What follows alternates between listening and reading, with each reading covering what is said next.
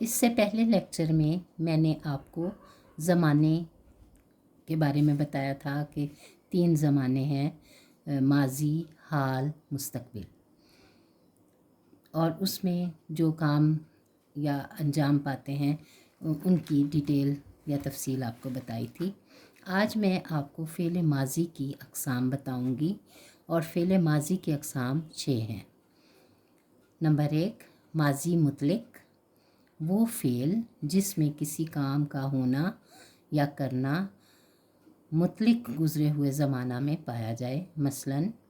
وہ آیا، تو آیا، میں آیا، ہم آئے، یا احمد آیا، یا علی آیا، علی نے خط لکھا۔ اس طرح کے تمام جملے جس میں کہ ماضی کے زمانے میں کسی کام کا کرنا یا ہونا پایا جائے،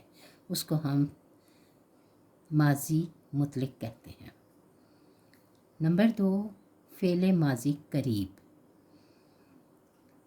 وہ فعل جس میں کسی کام کا کرنا یا ہونا ماضی قریب میں پایا جائے،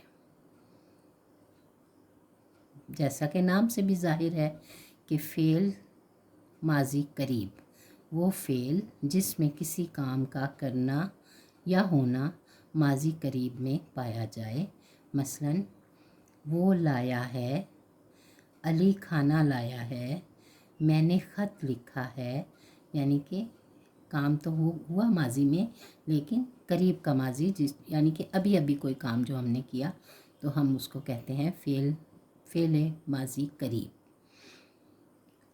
اس کے بعد ہے فعل ماضی بعید، بعید کا مطلب ہوتا ہے دور، وہ فعل جس میں کسی کام کا کرنا یا ہونا دور کے زمانے میں پایا جائے، یعنی اوپر کی جو قسم میں نے بتائی اس میں فعل ماضی قریب، یعنی قریب کے زمانے میں کوئی کام ہوا، یعنی ابھی ابھی تھوڑی دیر پہلے، جبکہ فعل ماضی بعید میں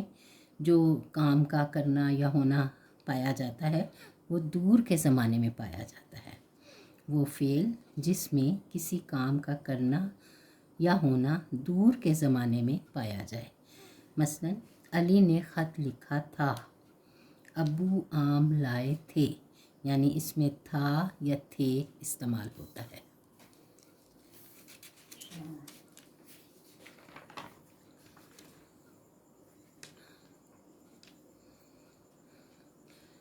فعل ماضی استمراری، وہ فعل ہے جس میں کسی کام کا ہونا یا کرنا گزرے زمانے میں جاری حالت میں پایا جائے، یعنی گزرے زمانے میں وہ کام جاری تھا، مثلاً وہ کھانا کھاتا تھا، علی خط لکھتا تھا،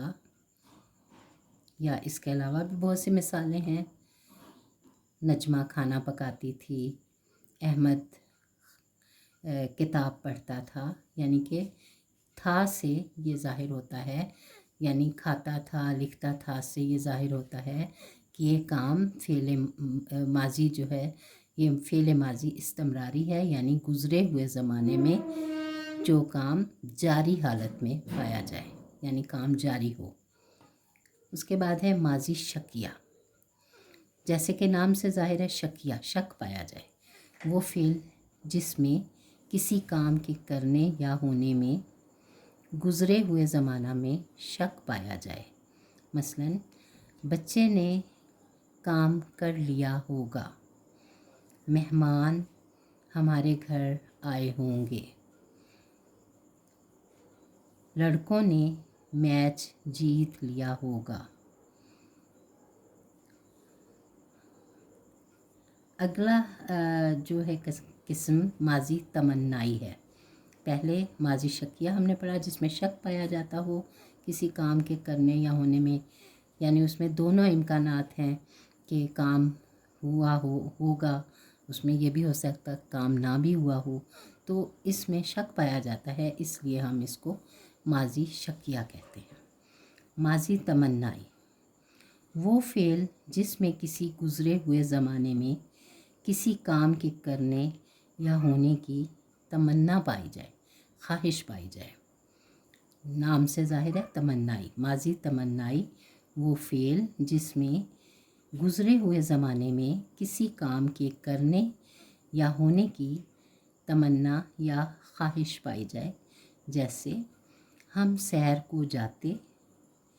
अहमद ने ख़त लिखा होता, उस्ताद ने सबक पढ़ाया होता। इसमें यानी ख्वाहिश पाई जाती है। इसके बाद मैं आपको एक और तारीफ़ बताऊंगी फ़ेल मुज़ारे।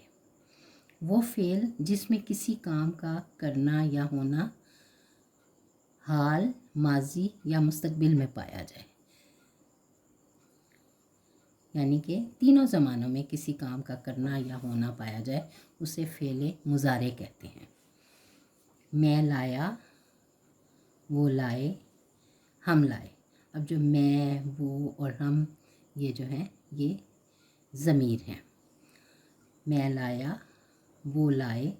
हम लाए। आगे चल के अगले किसी लेक्चर में मैं आपको ज़मीरों के बारे में भी बताऊंगी, इसकी तफसील बताऊंगी। यानी नाम की जगह जो लफ्ज़ बोला जाता है उसको हम ज़मीर कहते हैं। तो यहाँ पे मैंने आपको मैं बताया, यानी कि ये मुतकल्लम है, उसके बाद वो ये गायब है, और हम ये जमा है, मैं की जमा हम है। तो ये इसके बाद मैं आपको अगले किसी लेक्चर में ज़मीर की अक़साम बताऊंगी और वो किस तरह हम इस्तेमाल करते हैं, इंशाल्लाह अगले लेक्चर में बताऊंगी।